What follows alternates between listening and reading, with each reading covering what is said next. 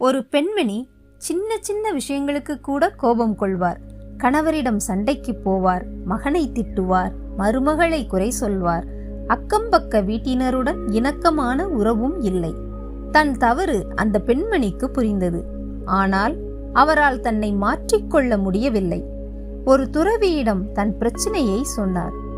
நான் எவ்வளவு முயற்சி செய்தாலும் என் கோபத்தை கட்டுப்படுத்த முடியவில்லை. எனக்கு ஒரு தீர்வு சொல்லுங்கள் என்று கேட்டார். துறவி உள்ளே சென்று ஒரு பாட்டிலில் மருந்து ஒன்றை கொண்டு வந்தார். உங்களுக்கு கோபம் வரும்போது இந்த மருந்தில் ஒரு மூடி அளவுக்கு வாயில் ஊற்றிக்கொள்ளுங்கள். 5 நிமிடங்கள் அதை வாயிலேயே வைத்திருந்து விட்டு அதன் பிறகு விழுங்குங்கள். அப்போதுதான் மருந்து வேலை செய்யும் என்றார்.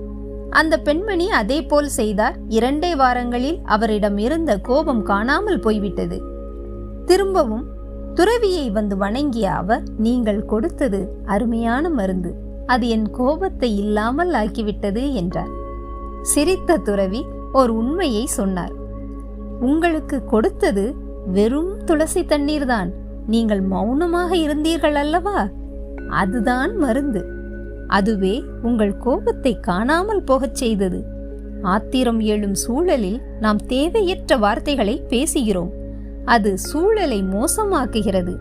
அமைதியாக இருந்தால் பிரச்சனைகள் தீர்ந்துவிடும் என்றார் துறவி.